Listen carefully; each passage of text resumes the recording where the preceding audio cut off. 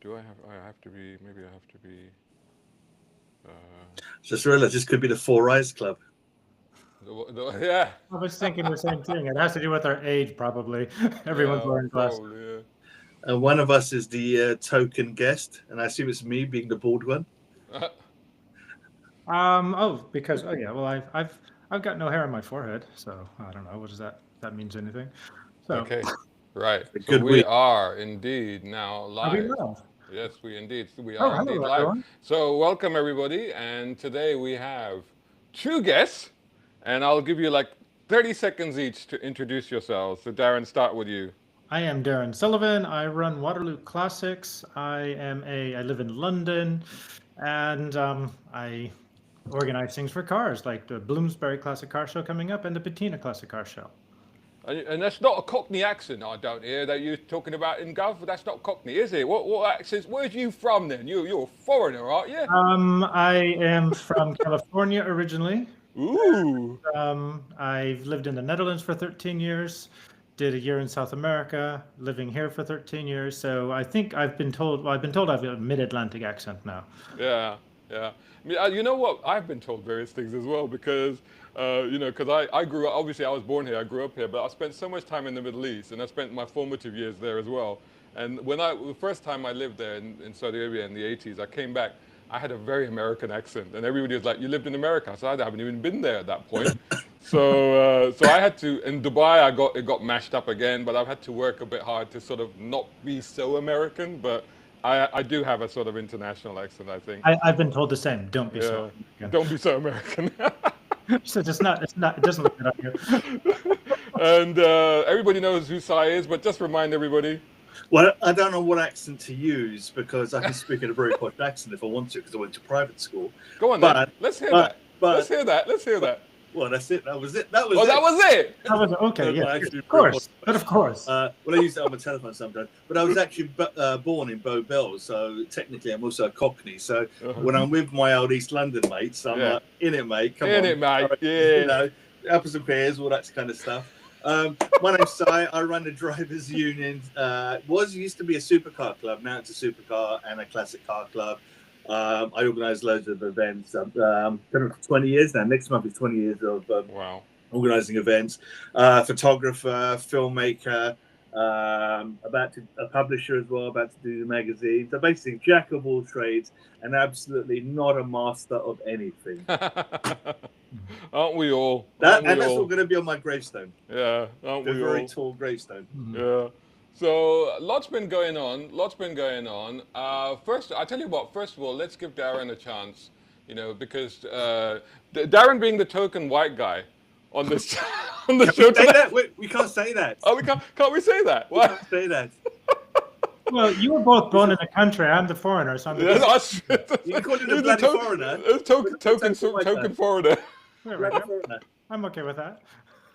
So hang on. So I've known you for quite a few years. You do a lot of stuff. You do Waterloo Classics. You do I've driven your cars, the cars that you build, but also the cars you sell, which are electric Heelys, which we'll talk about in a minute. But first of all, just tell everybody, because I'll be coming to this as well. You're doing an event next weekend. Just tell everybody what that is and where it is and how they can find out about it. So next weekend, I'm doing the first of the Bloomsbury Classic Car Show. It's in Bedford Square. It's Sunday, the 21st of September, and it's just going to be a garden party with classic cars. There's live music, there's food, there's a full bar.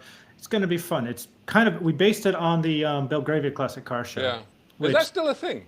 it is not a thing anymore. Right. It won't be a thing. They're not allowing cars into the garden anymore. All right. And so I decided, well, if we're not able to resurrect it there, we'll do it someplace else. And the Bedford Estate, who are amazing, are working with us on this one to make it happen. It's a great location. Oh, what's a classic car? How do you define a classic? Is there a cut-off year?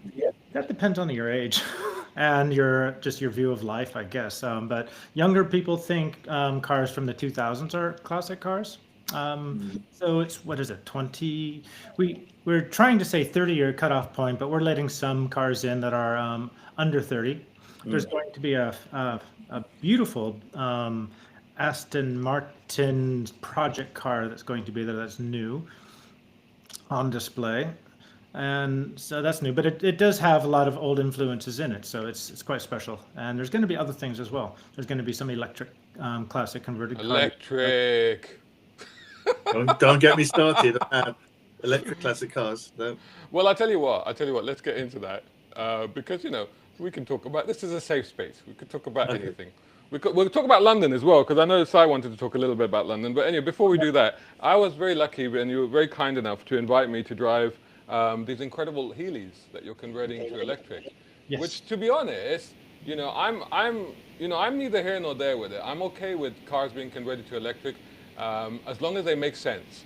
And I think that with the Healy, I think it did make sense to me because like when somebody converts like a Ferrari to electric, I have a little problem with that. I have a big problem. Yeah, because I feel that that's the heart of the car. But with a Healy and stuff like that, I think in many ways, I remember you and we had quite a laugh driving it around London at the time. Yeah, and it was a good laugh. It was good fun.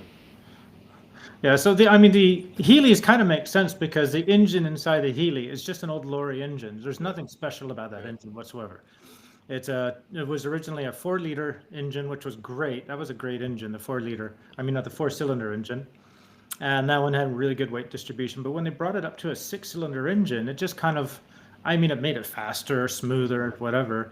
But the engine is not the soul of the car whatsoever. When people say you take the soul out of a car when you convert it, it's like, are you serious? You're saying you're disrespecting the designer, for starters, because the design is what classic cars are about. And they can make many different sounds, but it's how they look and how they feel on the road. And to me, the way a car looks, the way it meets your eyes, that's the most important thing. And then driving it, we have to admit that driving a classic car is a bit shit sometimes, but we love it. We love not knowing 100% if we're going to get there. What that sound might be, or what that smell could be, or what that new rattle is. So the classic car experience it's a lifestyle and not a comfort thing. There's Bentleys and Rolls Royces from the 80s and 90s that are super comfortable and stuff like that, but you're still not entirely sure it's going to get there. But we love our classic cars and we love driving them and we love tinkering on them, and so if you convert one to electric, well, the motor's going to work then. I'm going to let Si come back on that. Before Si comes back on that, I just want to shout out to, I think it's Tim, who has just joined us. He's the insurance guru for all advice and information. He's been on my channel before. He's an absolute legend. He knows the inside out workings of everything insurance. So welcome to him. He's watching the footage right now. Yeah, Si, over to you. Darren, do you actually, is that your business, converting cars to electric? It's not my own business. It's called Revival Autos, and we just work on Austin Heelys because there's a whole bunch of Austin Heelys that are in the States that are just sitting there waiting for someone to rescue them, that are not being restored. And to be fair, they've gone far and wide because you've got 1 or 2 of these in Dubai now, haven't you? Yeah, we do. Yes. So, and some in Florida, some around. Yeah, they're around. Right, you're gonna have to let me drive one at some point so I can actually. Then I would team up. Absolutely. But I disagree with you about the engine. For me, the engine is the heart. You can drive around. I want to hear that sound. I don't want to hear a recorded sound. I like the smell of petrol in the morning. I just love you get cologne for that. Yeah, I get cologne for that. I still use Old Spice. That's how I you add some petrol and oil to it to make it smell better. Yeah, for me, the look is, most, I don't mind about other cars, but when someone takes a Ferrari and takes the engine out, I just have this urge to get, canisters of petrol, pour it over the car and set it on fire. But Ferrari is doing that. Sorry? Ferrari themselves are doing that. Well, that's why I'm not going to buy one of the Ferraris. You know what? This is a nice segue because I did want to ask you guys what you thought, and I have my own views about it. But what you thought of the comeback of this alleged Testarossa? A deep intake of breath there from the founder of the Supercar Club there. Can I just give a four-word answer to that? my honest opinion. It looks a bit shit. If I was to be honest, Ferraris are supposed to be beautiful. It's works of art. My newsletter that I sent out the other day, I had some information. It looks good from the top. I have to say, it does look from the top. From behind. Yeah, but if I was a bird, I'd love it. But I'd end up shitting on it. The nose doesn't work for me. The nose is too. The nose. It's like a shovel. The whole thing. It's like, why even call it a Testarossa? What, are they running out of names? Is it no Italian names? They run a dictionary. This is the third incarnation of the Testarossa. The first one was beautiful. The second one is iconic. I don't see Don Johnson wanting to drive this one. Yeah. It looks angular. What's happened to Ferrari? Ferrari, please get back. I could say, go back to Pininfarina, but apparently most of the Pininfarina guys are now working at Ferrari anyway. So I don't know what their design ethos is. I think their clothes are going the way. Sorry, their cars are going the way of their clothes. They look absolutely shite. Sorry, Ferrari. Are you saying that you don't want Ferrari clothing in H&M anymore? Primark. I think Lamborghini have the coolest Ferrari clothing. Have the coolest clothing because they look really cool. McLaren's not bad either, apart from it's a bit bright orange. But Lamborghini has the coolest. The Ferrari, if you ever look at the Ferrari website, we make fun of the Ferrari clothing all the time in the Ferrari WhatsApp group, and this is from owners. I don't mean that's my opinion on the new Ferrari. I want to just. I do mean to interrupt you on that one because Patina has got better clothing than Ferrari. And there you go. Show it. There he is. Next Darren the model. Darren the model. Classic car show. Yeah. How much is that? Go on. You can plug it. Go on. I'm going to be selling it for just £20. I'm just ordering on Google now. He's doing it right now. Okay. But inexpensive. All right. Before you get Sai, can you center yourself in the screen, please? And Desert. Somebody's watching. There you go. Just hold it there. Desert says he's asked two questions. First question he's asking is, what would you say is the ultimate classic car which had the most amazing sound? And then the second question is, what you guys make about electric cars that have synthesized sounds? So let's talk about the first one. What is the best classic car sound? I would say any Ferrari, Lamborghini, particularly Countach from back in the day. What did you say? Healy Sprite. Healy Sprite. You've just been championing the cause of ripping the engine out of the damn thing. Right. All right, the Sprite. Oh, okay. So what engine did that have in it? Sprite, and I absolutely love the sound of that cute little tiny exhaust. Mm-hmm. When you go through a French village with the houses on both sides, and it just echoes back and forth. It's that cute tinny sound. It's just so cool, especially if it's tuned well. They go and it's got the little gurgle at the end. I love that. It's not too much. It's not too. It's just cute. It's adorable. So that'll be my iconic one. I'd have to agree with Shazad. I'd have to say the old Ferraris. I mean, that's all I tend to hear. I think they sound great, fantastic. Old Lamborghinis, the old supercars, really. I want to say, and I hope that nobody's going to comment and say that I'm completely wrong about this, but I do hope, because I say that one of the all-time best opening sequences of any movie ever. There's two actually. There's one is the Italian Job. I would actually put that second. It's controversial. Some people would say that's the best one, but I put the best one as the Cannonball Run. The original Cannonball Run, and that starts with that sound of that Lamborghini V12, and I hope it is. I hope nobody's going to say actually that wasn't real, but I hope that is because I've heard the V12 and I think that is the actual sound, and to me that is just ingrained it's just embedded into my soul. Yeah, but I love the sound of an A series engine, and I love the sound of a B series engine. I just love that. It's this nice little engine that just makes a lot of noise. The noise is much bigger than the engine, and I love that. It's it's the iconic little British car sounds. I love that. I'm going to stick with you, Darren, for the next part of his question, because when we drove your car, the Healy, you did actually have synthesized or artificial sound in it. Yeah. So he's asking, what do you guys make about cars with synthesized sound? Should this be illegal? Well, actually, let me just answer that bit. It's a legal requirement. That's what I was going to say. It is actually a legal requirement. So in all electric cars now, you do actually have to have some sort of sound in there, especially at lower speeds, so that people can hear them. But yeah, what do you think about, you have it in your car, and then I'll ask Sai what he thinks about artificial sound. Darren? I personally think it's rather silly to have these like big engine sounds on it when you've got just like an electric motor or something else. I mean, it's like one thing I enjoy is being on the motorway and not having a sound coming from the car. So I can listen to music, I can talk to my passenger, things like that. I mean, there's so many classic cars where you cannot talk to your friend in the car. Yeah. And it's just like when you're going fast, it's like, oh, it's so irritating. When you get out of it, your ears are just ringing. It's like, I love the sounds of the cars, but oh God, I wish I could turn the sound off sometimes. And that's what you can with these converted cars. You can just turn the damn sound off. So I would argue that surely even in cars with actual sound, we do kind of synthesize it a little bit. Manufacturers do that. So for example, with the Golf GTI, they had the sound resonators, which is piping artificial sound into the cabin. I know that Kia did that as well. I know a number of manufacturers are doing that. But also you modify your exhaust. So you're kind of artificially changing the sound of the car. Yeah, but the foundation is actually a real sound. It's an organic sound, you know. And my 360 is stupid loud. I agree. And your neighbors must love you. I have a little switch which I can just like press it and the valves close. Oh really? But so you have that switch as well. God. Yeah, it's great. And you know, I'm a bit nervous about driving into central London sometimes, but I do love it. I love the sound. Artificial sound. Why not just play Dire Straits or Genesis or something while you're driving along in the loud music? Why? I just think it's stupid. I agree with Darren.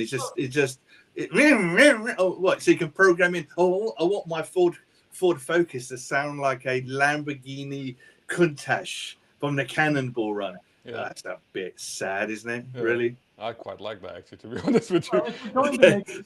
If you have a petrol car and you want it to sound different, change the exhaust. Don't just add a little sound repeater to it. Yeah, that's true. I'm just one more question. He's got another follow-up question, the same guy.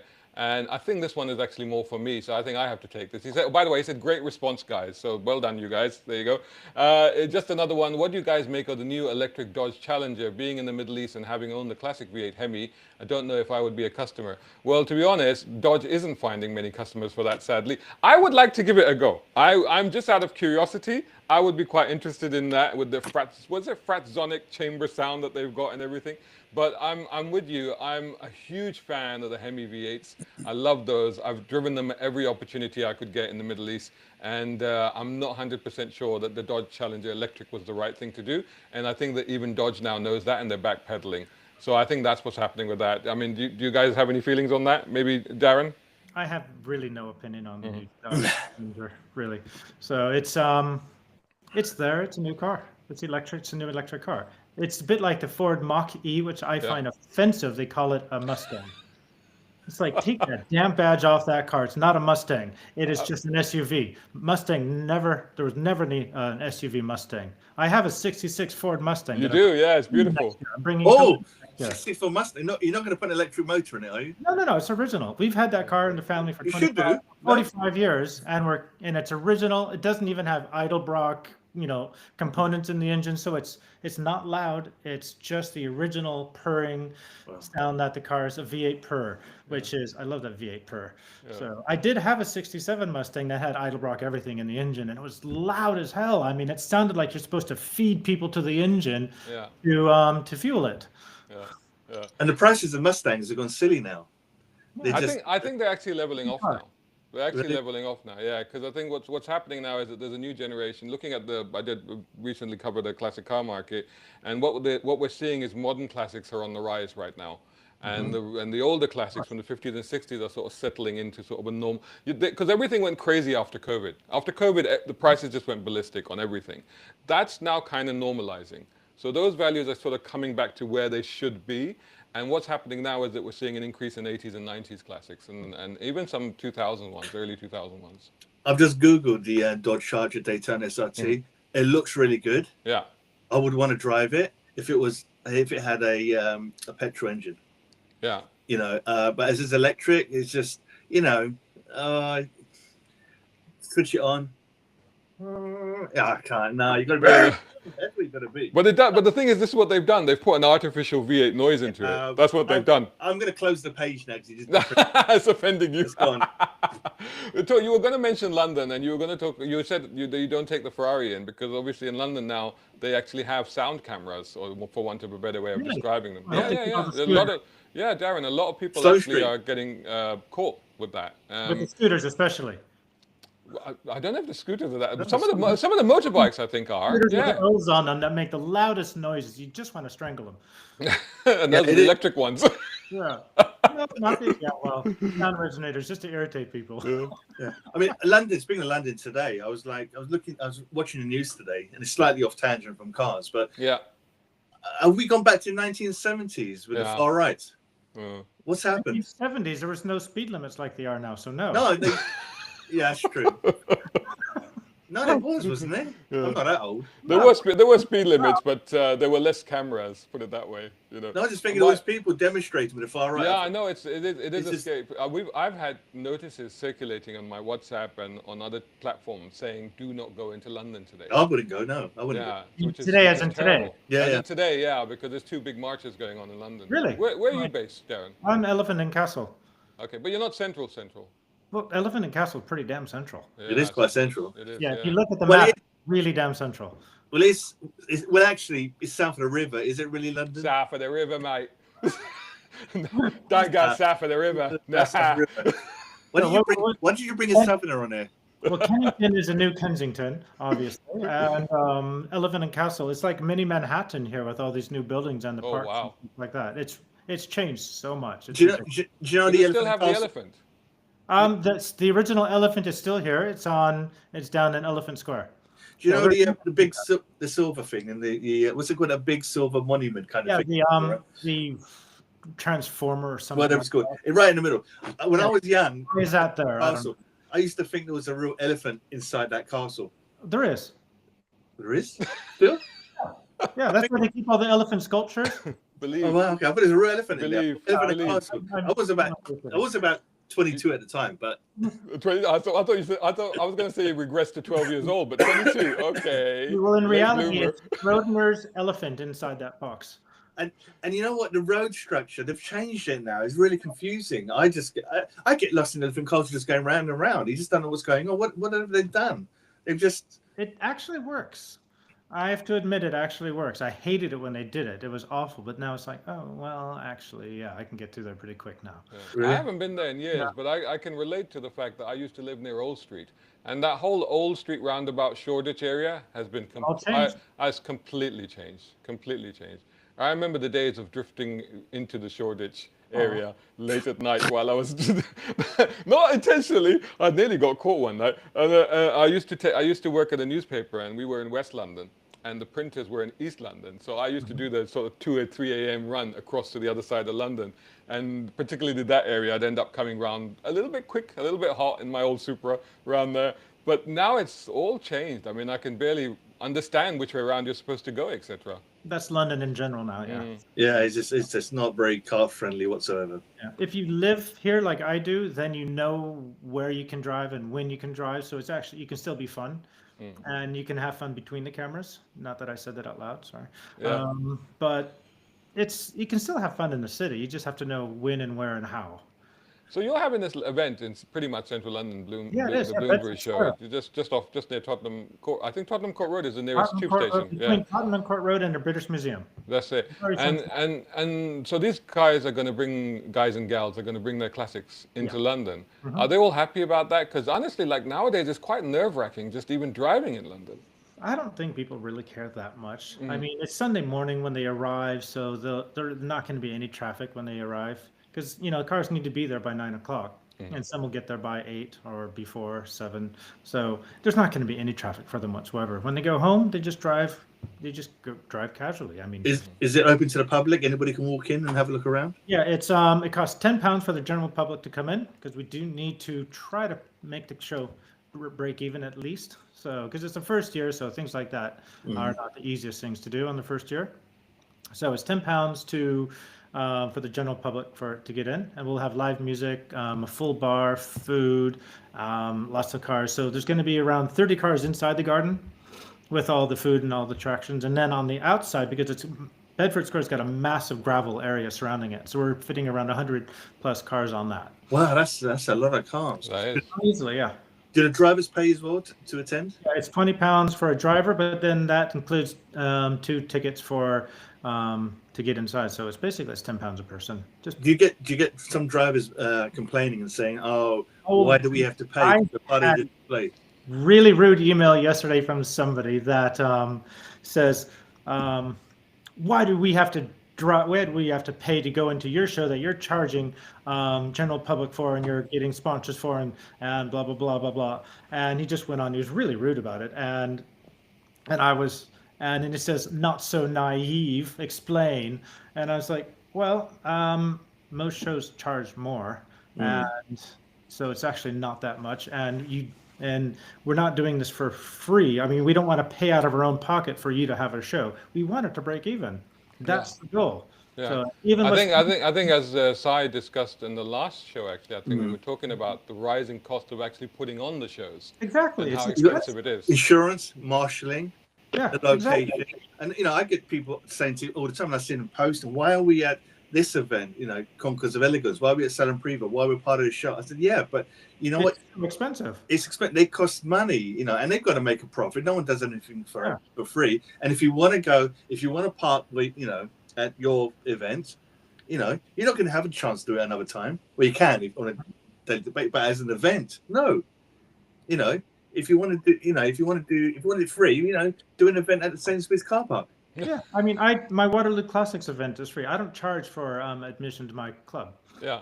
I don't, because I just don't want to do. I don't want people to have to pay. So to the Waterloo Classics, that's once a month, isn't it? Yes, once a month. And it's where do you turn up? It's basically you all just turn up on this road, Lower right? Marsh, Lower Marsh, just below Waterloo Station. What day? The third Saturday of every month, even in the wintertime. I've been meaning to come to that for a long time, but on the Saturday I'm usually having a nap in the afternoon. It's from 11 till around 2:30. I'm going to attempt to come down there. I have to come down. I've been meaning for a long time because I heard a lot of great things about it.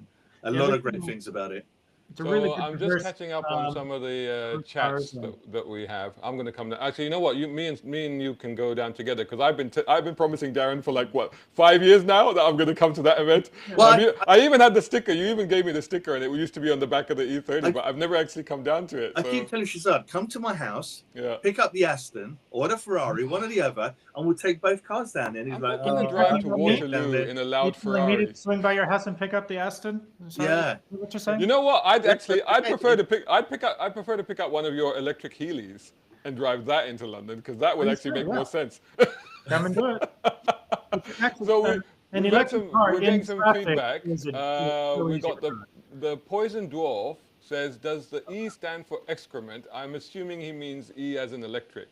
We've got Hooked saying, hello, gents. And public liability is a thing, sadly. So yeah, I think he's referring to events because that's also a cost that has to be considered. Yeah. And Desert, the guy who was asking us the questions previously, Gal, I'm not sure. He's saying, loving the show. What do you guys make of the new Renault 5? I would say if I do move to London and need to buy something electric, I would consider it.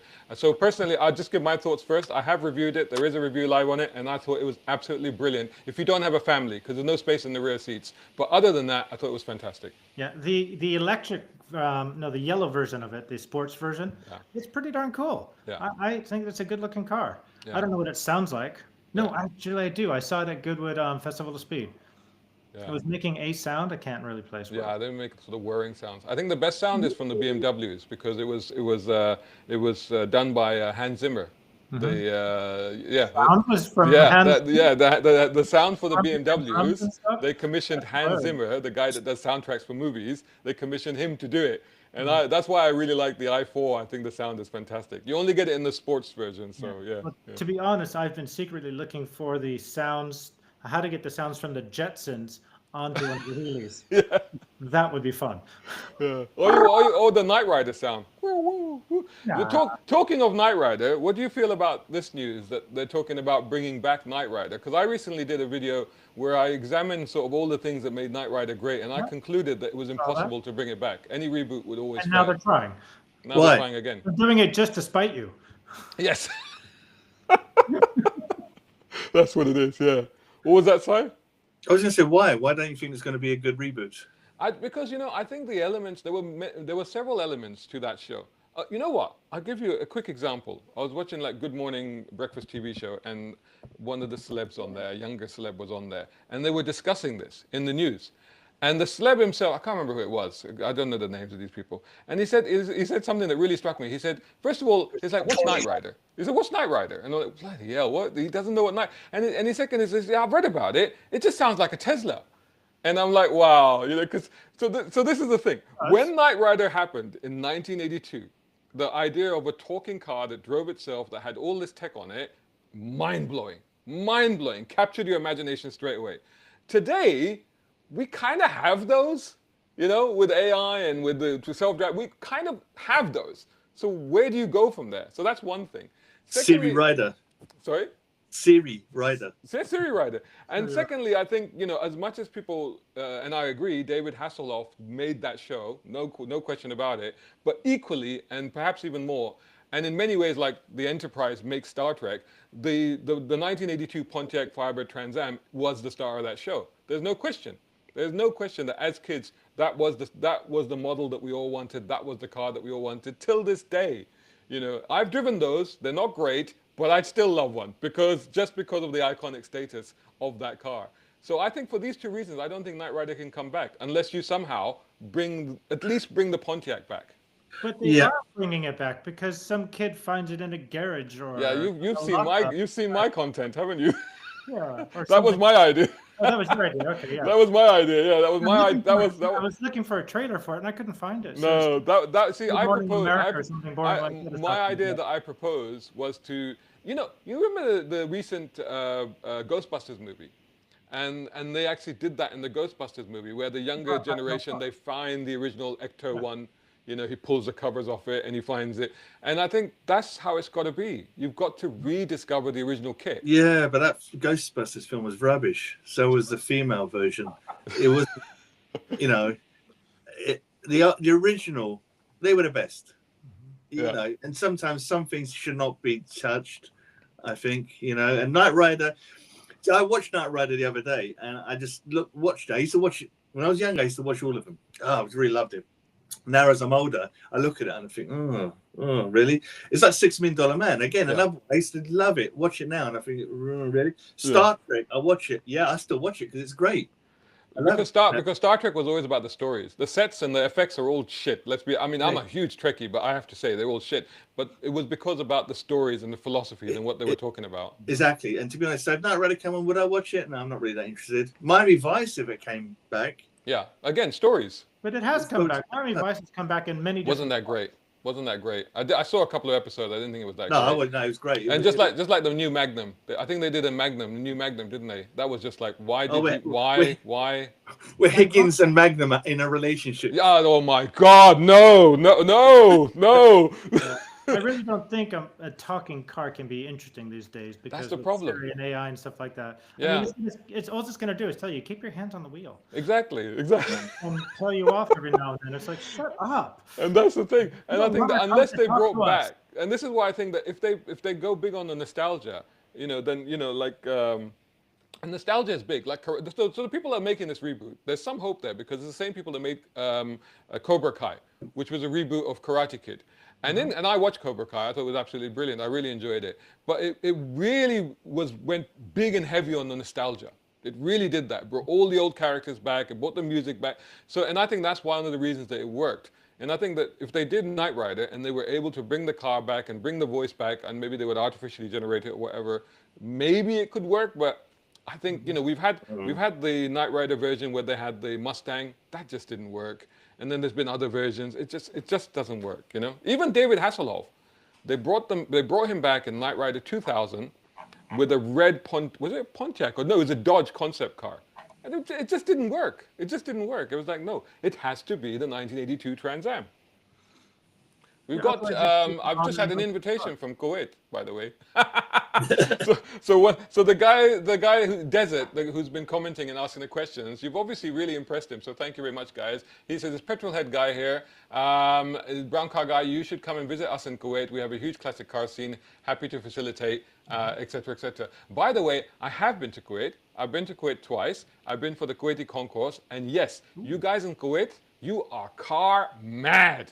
absolutely bonkers. They are proper aficionados. They love their American muscle. They love their classics. The people in Kuwait, the car community, love you guys. You guys are amazing.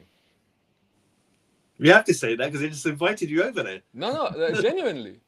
I had a great time. I have a couple of friends there. Over, not him, us. Yeah, we got no invites. So nothing good to say about Kuwait. He might come back. We'll wait to see if we hear back from him. But I had a talking, was it Poison Dwarf says? I've had a talking car for the last 39 years when I got married.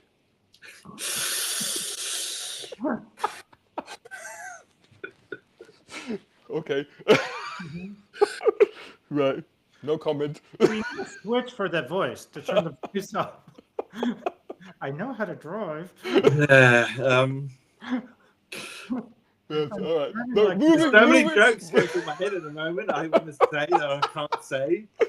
Moving on. So we were at the concourse, and you sent me some really nice pictures that you took of. You said you were sending me some car pictures, Si, of the Esprits in concourse.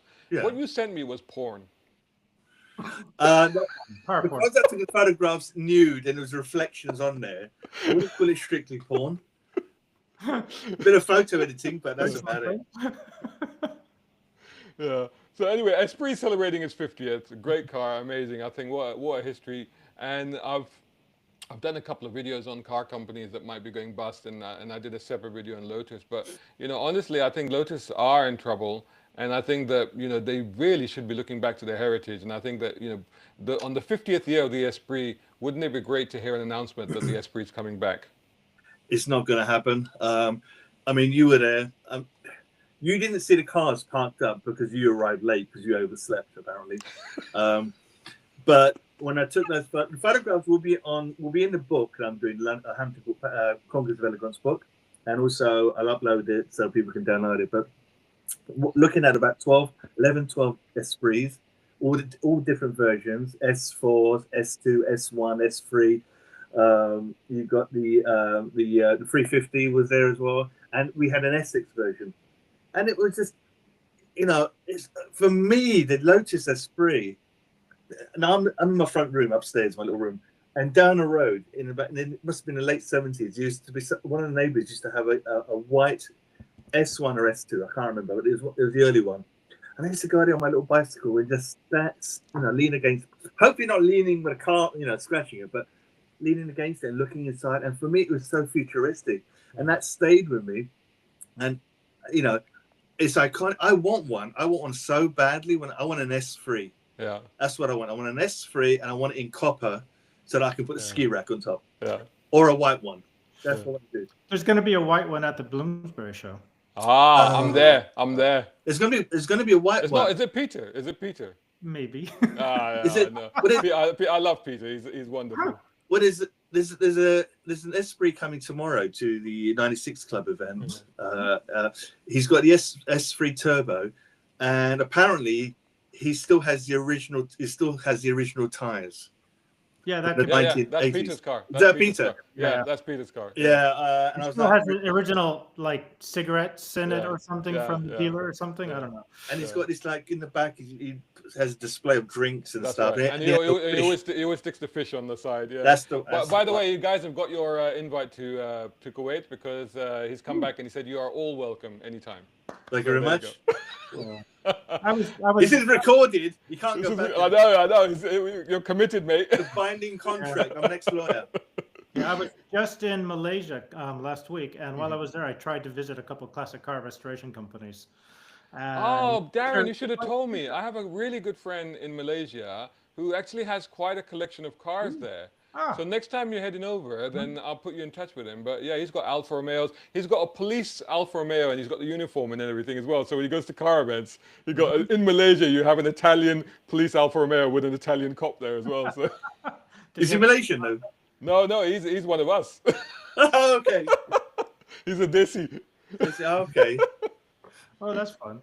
So yeah, I really liked it over there. I want to go back. Mm-hmm. No, let me know when you're going then, because that you should do that. But hang on. So tell me a little bit about the scene that you saw there, because I am fascinated. Because he tells me that it's quite a vibrant scene there. In Malaysia. Yeah. I didn't see any classic cars there. Oh, right. Okay. They're all hidden away. But they're really expensive. The tax is really high, isn't it? It's like 300% or something really silly. Right. Ooh, Isn't it? wow. Singapore, Malaysia? I'm sure it's. I used to have friends of mine. I think Hong Kong, yes. Singapore, I think so. Malaysia, I'm not so sure. Because I know this friend of mine, he bought a Peugeot 205 GTI, which actually I reviewed, it's on the channel. And he shipped that over to Malaysia, so it's with him now over there. So he does occasionally buy cars and ship them over there. So I'm guessing that it's not that prohibitive, otherwise he wouldn't be doing that I too much. didn't really see any classic cars on my trip because I went to Taiwan, South Korea, and Malaysia. And only in Taiwan did I see a few classic cars. One was an old Trans Am that was just derelict on the side of the road, and a Land Rover, but that was it. I was surprised that there was just nobody had their cars out, nothing, or Yeah. they, It's a bit Definitely, like next Croydon. time you go, let me know. yeah. Yeah, yeah. So we've got a few cars that this year we have been saying goodbye to, and I've been looking at some of those, and there's several off the top of my head. There's probably others as well, but we lost cars like the Nissan GTR. We've lost cars like the Boxster Cayman, and also the Civic Type R. Do you think that we're in an era where we're losing the last of the great combustion engine cars? Do you think that that's what's happening right now? Well, why is the Boxster Cayman going away? Because they're still making the Boxster, No, and Boxster Cayman both have been discontinued. The Really? reason that the official reason that they're being discontinued, and don't forget that the current gen of the Boxster Cayman, the 718, has been out for 9 years now.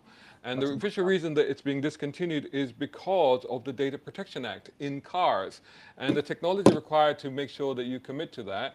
Porsche claimed that it would be too expensive for them to retrofit that into the car.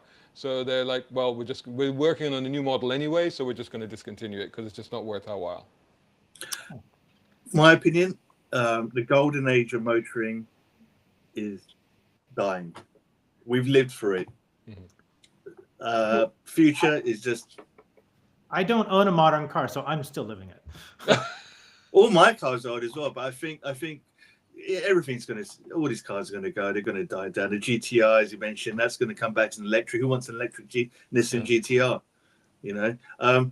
Just on a side thing, because I did actually look at your article about the Honda Civic Type R. Yeah. And there was a photo that really grabbed my attention. I don't know if you can see. Hang on, you can see it.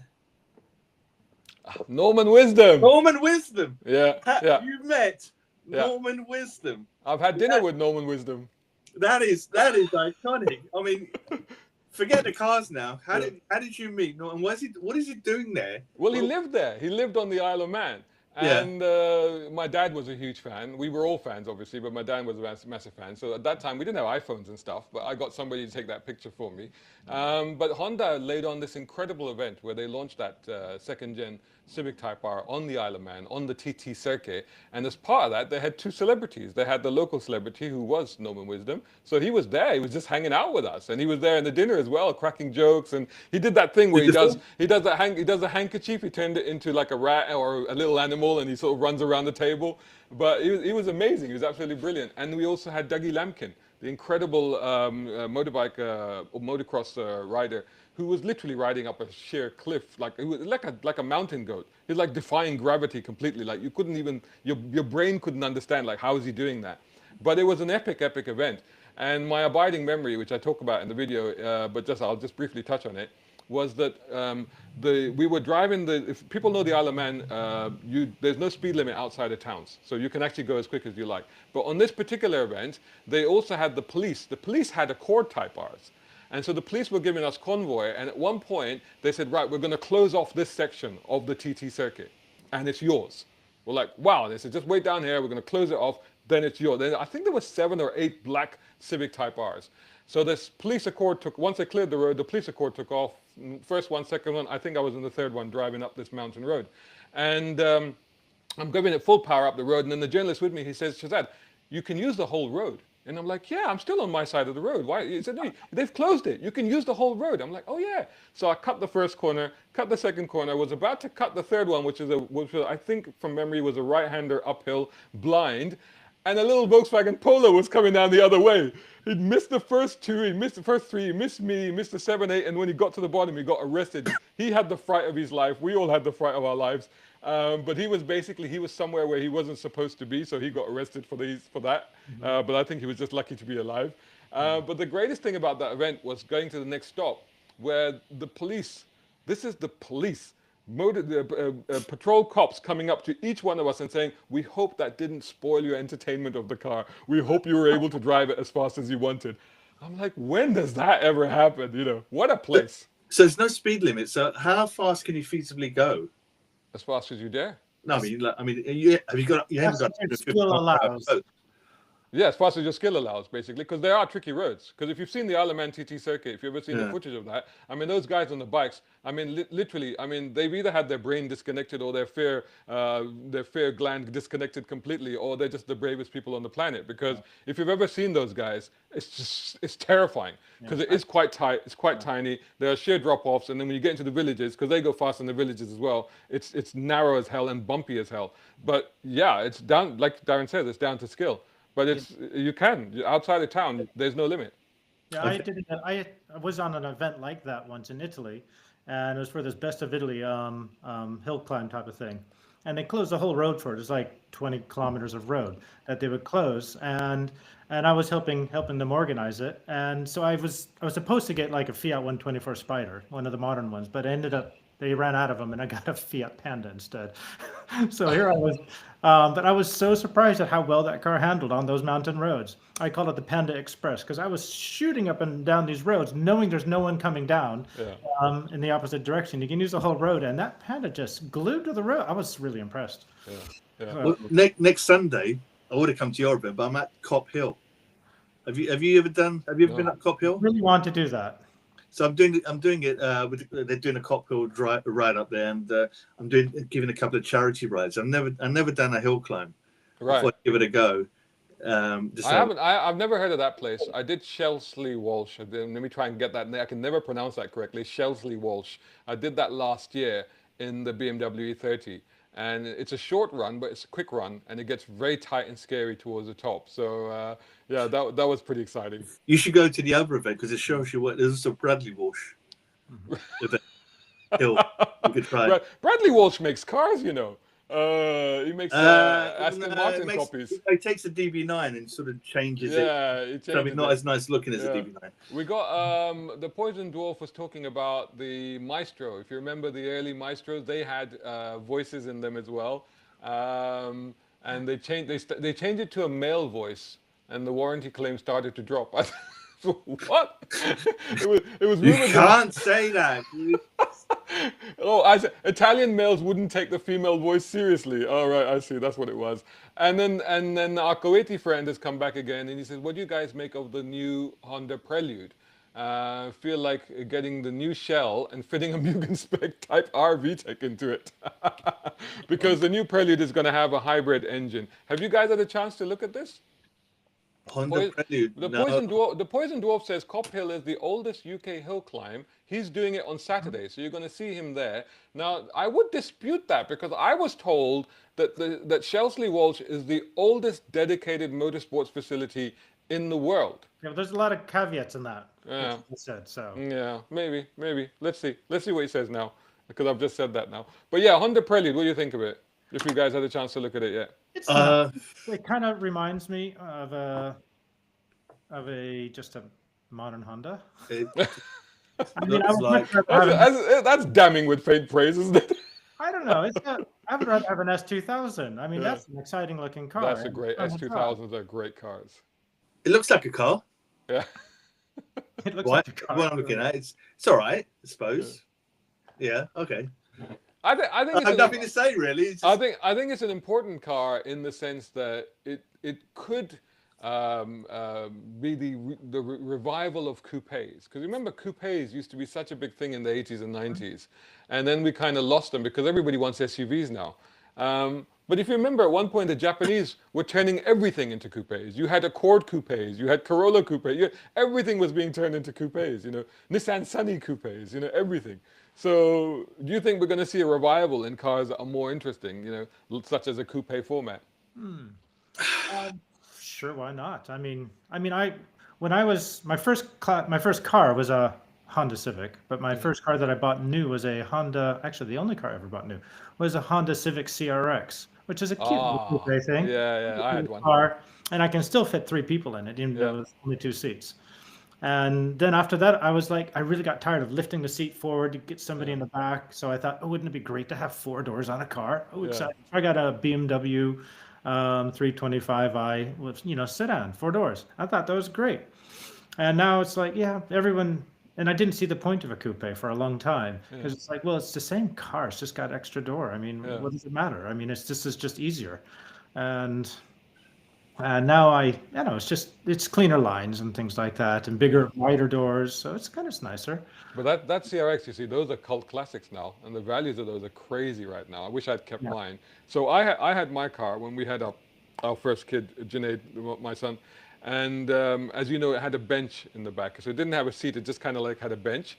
But I figured out a way to fasten Somebody in? the baby seat into that bench at the back, right? But the Bungee trouble, cords? sorry. Bungee cords? The bungee cords, maybe, I don't know, various straps and things.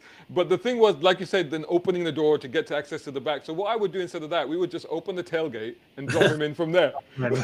The number of looks we used to get at supermarkets is just dropping the baby into the boot of the car, basically. Baby and boot. There should be a little bumper sticker for that. Baby and boot. Baby and boot. I like the coupes. I mean, I think they're great, but my first one was a Capri, lovely, beautiful coupe. Yeah. I had a Golf GTI two-door. Mark II wasn't very good, but I do like it. But then, if I see a Golf now, a two-door or a four-door, I'd rather get a four-door, maybe because I'm old and practical. But I don't know. I think Do you want to get out of they the should car? come back. Whether they're going to come back, I don't know. But I think they should come back. Do you want to get out of the car to have to get a passenger in the back? I don't have many friends, so I don't have that problem. Yeah. I've got to tell you one car I've been looking at on online. I think it's on eBay or somewhere.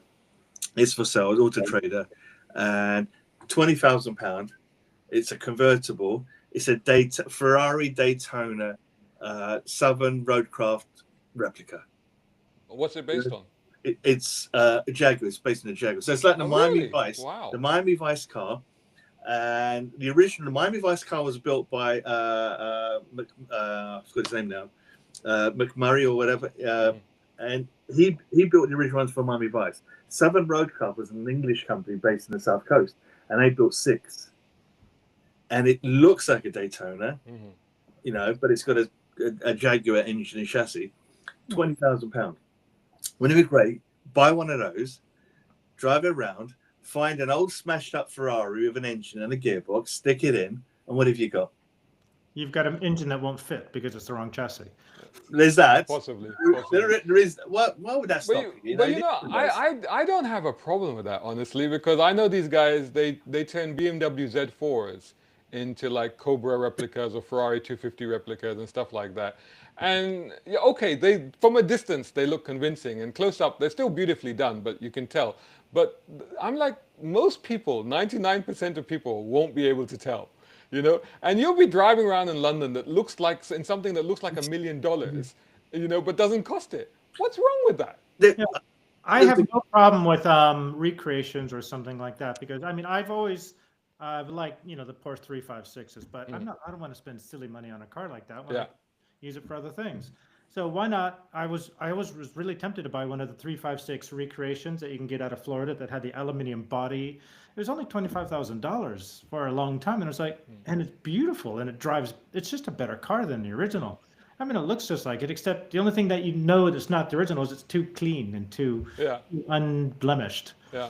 So. But there's a point that you just made there, is where the original cars they're very expensive. They're very costly. They're very valuable. You have to be very precious with them. But if you say, I don't know what these kits cost. Maybe 20 grand, maybe 25 grand built up, maybe 5 grand for a donor car. You're talking within 30 grand. You could have a car that looks like something like a classic Ferrari or Cobra, and you could just beat up on it because it's like, what the heck? It's just a modern BMW, right?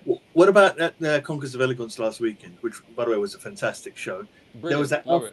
There was that Alpha P33. Remember the red one? God, did I miss it? Where was it?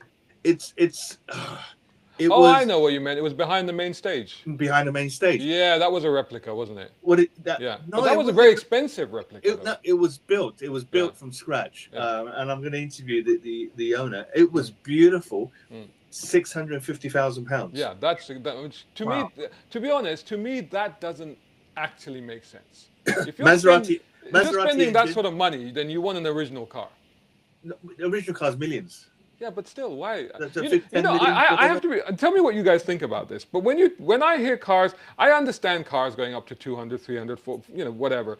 But when the cars get into the millions and millions and millions, to me, that doesn't make sense. I mean, it's just look, as beautiful, the Ferrari 250 GTO, as gorgeous and amazing, as iconic a thing it is. But when you're saying it's 60 million pounds, I'm like, come on, guys. That's ridiculous. The question is, are people buying the car because they've always wanted one? Or are they buying it because they're thinking, do you know what? It's going to go up in value. But I'm not going to pay I'm not Never- going to pay X.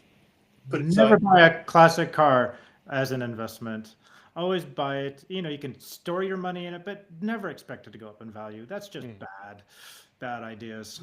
Unless it's a McLaren F1. Or No, a Ferrari. but Darren, do you think a car is justified at a price? A car, let's be honest, at the end of the day, a car, 4 wheels, engine, steering wheel, a car, is it justified at 50 million pounds plus? 50 million? Yeah. You see the point. I mean, stick it in a museum. I mean, Yeah. or put it in a museum where someone can drive it. I mean, if somebody's got the spare cash for that and they want to be the caretaker of that car temporarily, then great. So it stays valid and it stays usable and stuff like that. So that's good. But I mean, you have to be a very special case to buy a car like that. Yeah. They're very, very rich as well. Yeah, but also then where Yeah, can you use it? Where can you use it? How can you use it? Exactly. Yeah. You I know, mean, the amazing Delahaye's from Art Deco designs and stuff. I would love to have one of those as a daily driver, but could you use it as a daily driver? Yeah. The most valuable car in the world. What do you think it is? I thought the 250 It's the GTO one was it. you like the most, which could be a Morris Minor. That's a very good point. That's a very good answer, actually, Darren. Yeah, the most valuable car is the car that means the most to you. Yeah, I was thinking more about money-wise, but yeah. Okay. Okay. You're a better man than me, Darren. Yeah. I had an argument with someone online about this, and because I said it was a BMW M1. M1. A BMW M1, the mid-engined supercar, that was painted by Andy Warhol. Okay. Yeah. That would be the most expensive automobile ever, because it'll never. It's owned by BMW. They'll never sell it. You know, Andy Warhol painted. But I think BMW, the BMW art car series, is probably diminished by the fact that there's now so many of them. Because they've had major artists paint their entire range of cars over the years. Yeah, they have. Yeah, the BMW art cars are fun. They're lovely. Did you ever see them? I saw them in Shoreditch. Yeah. They were in. Did you go into that multi-story car? No. I think I saw a few of them in the UAE. So on and off, I've seen them here and there, sort of thing. Yeah, it was very. I spent a day and a half filming them. Wonderful, and these are multi-million pound cars. And what separated the public from the cars was some yellow tape. Yeah. Well, it's just in a museum. You go to a museum, you got paintings on the wall. Yeah. What's separating you from them? A piece of cord. That's true, actually. Yeah, but this was in a multi-story car park that smelled of urine. Oh. Yeah, the toilets it was a multi-story car park. Darren, that's a whole other level of patina we're talking about. that is original patina. Literally, it just smelt of urine because it's one of those cars. They can afford to put in a bloody toilet. They just rented out this massive NCP car park. You know, in Shoreditch, near Old Street, the big car park with the American car wash. You know the one. I don't know what you're talking about with this. You used to live there. Come on. I used to live there. I don't remember this place. When you go from Commercial Road, Brick Lane, you go up on the left-hand side. There's a multi-story car park there on the left. Okay. Right. And I was probably going too fast around there to ever notice. You were too busy drifting the other way. You weren't looking up. You were looking that way. Yeah. Sideways. Sideways. Yeah. We've had our friend from Kuwait asking a question about what we think about he says folding lights. I'm assuming he means pop-up lights. Pop-up lights obviously were essentially outlawed because of pedestrian safety legislation. This is the reason why modern cars don't have them. But of course, those of us that remember pop-up lights, we just love them, don't we? You go first, Darren. I was going to buy myself a new car, not new, but a new car. So I gave myself a couple of rules. Buy myself it has to work, has to go quick, and it can't be a project at all. So, and I was going to I was really looking for a 928 Oh, because those but are great. I ended up buying a BMW Isetta that's a project, so I broke all my rules. I was an idiot. So, but it's still going to be a yeah, great but car. you know the 928 though. 928 is beautiful. I love the pop-up Beautiful. lights on that, Yeah, but I think that'll work. but Darren, the 928, from what I know, mechanics fear that car. Yeah, I know. They run the other direction when they see Yeah. one of those coming. That's how, because they're beautiful cars. They're lovely. They were way ahead of their time. The design lives even today. It looks modern, Yeah, it's a but from supercar. everything I've heard, it's like it's a nightmare. People run the other way from it. And the lights. But I love them. But I mean, it's like who wants to deal with a vacuum light system and stuff like that? It's like, where's the leak? Yeah. You have to submerge the car to find the leak, and it's like, come on. Submerge your car, yeah, like risky business. Yeah. I was in December last year. I was rocking one in Dubai because I had the use of one of those when Oh, was it? I was working on the Mille and I had one that belonged to I think it was the Gargash family. So big family. They own the Mercedes dealerships and stuff. So they had lent some of the cars for us to use, and I had the use of that car, and it was just very cool to be in that car and to drive it around. But Super I have cool. to say, I was driving it around going, is that noise correct? Should that sound like that? I mean, all the time I was a little bit like, because we were doing lots of distances as well, because it was a Mille, we were going all around the UAE. But it was very cool to get in it and get out of it. But when I was in it, I was kind of, half the time I was like, am I going to make it? It was an like that. amazing hot potato, you're saying. Yeah, it is. See, I had a 348 that had pop-up headlights, and sometimes one of them would stop working. So you're driving around with one headlight up or one down. That's It always was like, or it was either like that, or they wouldn't come up, and then you'd have to get them. And it was just, I like them as an owner. I apart from when they go wrong, I love them as a well, a mutual friend of ours, and Darren might probably remember, Kevin had the BMW 850, right? Yeah, I did. And he used to have to get out to put the headlights up and down. I remember a few times when I was riding with him, he's like, "Oh, I got to put the headlights on." So pull over, get out, and then actually wind them up. clockwork. See, I like him as an owner, but as a photographer, I don't like him because it just ruins the look of the photograph. Right. Unless I wanted it for an And they're effect. down or up? I like him down. So Okay. so I get Yeah, people but sign on an Esprit, when the lights are up on an Esprit, you capture it from a low angle. I think it looks tremendous. Yeah, but you know what? Sometimes I get people coming towards me and they stick their headlight, the pop-up headlights come up, and I'm thinking, I'll put them down. I want the car down. It doesn't look right. It doesn't look for what I wanted, But as a photographer, I don't like them. But yeah, as an owner, you can't go wrong with pop-up headlights. Yeah, I don't know how dangerous are they. You can definitely go wrong with pop-up headlights because they just don't work half the time. Yeah. That's. I mean, they weren't that dangerous, but the idea of pedestrian legislation is that anything that obstructs the movement of a pedestrian over the car can cause further injury. So this is why. So that's why you don't get bonnet ornaments either, because again they can cause an injury. Or you do on the Rolls Royce, and this is why they have to collapse in. So they immediately. When there's an accident, they collapse in. Yeah, So yeah. like, They immediately fold. Yeah, they basically Little Ellie in her 90 has to duck into the bonnet as soon as she sees danger coming. Well, going back to the Conquers of Elegance, they had a Ferrari. They one that's very 1950, must be 1950s, 1960s Ferrari, and it had these two circular circles really at the front, which basically are lights that come up. Right. They swivel out, Yeah. and that I thought was quite interesting. Yeah. I didn't see them come up. Yeah. But they were there, and a friend of mine who knows all about cars, he goes, "Yeah, they're actually lights." And I thought, "Wow!" For the 1950s, 60s, Oh, but they had some tremendous light operators. I remember, Darren will know, some old American cars had incredible mechanisms for lights, like the lights behind grills and stuff like that. oh yeah. So there's some really cool, hidden headlights on some of these old cars. And one thing I find interesting about American cars, even though I'm not a big American car fan, is that they had a really interesting way of doing things on their cars. They're a bit like French cars where they just did things differently. Yeah. It's like, and you wonder why did they do it that way? But I mean, shifting gears by pressing buttons on the dashboard. It's kind of cool. Yeah. And and having all these different types of inventions they came up with and threw it in the car, and having lights that are behind the grill, and the grill kind of like does something so it can see the lights better, or just the covers the cover. There's lots of American cars have covers over the lights, and they just slide away, which is In kind fact, I of think the first pop-up lights were on an American car, weren't they? I can't remember what it was, but it was in the fenders, wasn't it? It would come around like, I think it would come around like that, right? I can't remember what it is. Maybe somebody can comment on that. But also, am I imagining it, or I think because normal pop-up lights just sort of pop up like that. But I think even in the Corvette, is it the C4 or the C5? They kind of do a rotational thing, don't they? They sort of go round the other way, and then the lights sort of come up. the Accord 810 had amazing pop-up headlamps. Maybe it's the Cord. That one was just stunning. Yeah. I think it is the Cord. I think that's the one I'm thinking of. Yeah, amazing, absolutely incredible. But you're not frozen, are you guys? You're going very quiet. No, I'm just trying to think what the hell it's called.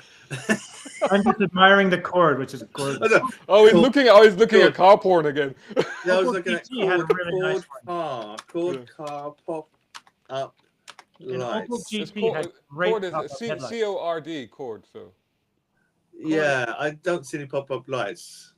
On the Cord 810 or the Cord 812? 810, Cord 810. Oh, they're in the wings. they're in the wings. They're in the fenders. I think they come around like that. I think if I remember. Oh, correctly. you're right. They're in the wings, so they kind of like somehow rotate. Yeah. It actually is similar to the Ferrari ones. It's the same kind of thing with like the Ferrari one that we saw last week, hidden away, down those lights, and like, very interesting.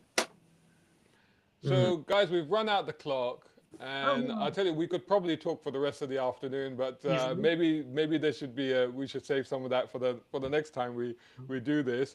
But thank you so much for taking the time today. I hope everybody viewing has enjoyed this. So this is a live broadcast of this chat. Just to let everybody know, I will be putting up another higher quality version of this on YouTube. So this will be available both in the original live format, and I will do another one as well.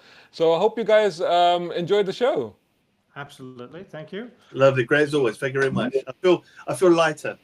So the therapy session has worked. Therapy session is working. It's working. Yeah, it always works. I always feel better. That's good. I'm glad to hear.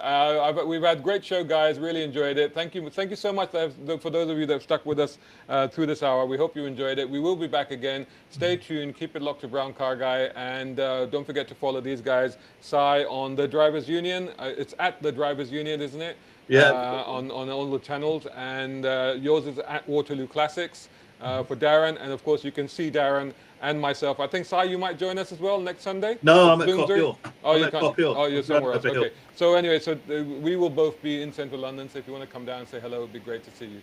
So until next time, thank you so much, guys. Thanks for joining us, and thanks to you guys, to you gents for joining us today. Thanks very much. Bye. Bye. Okay, I will stop that. Stay online.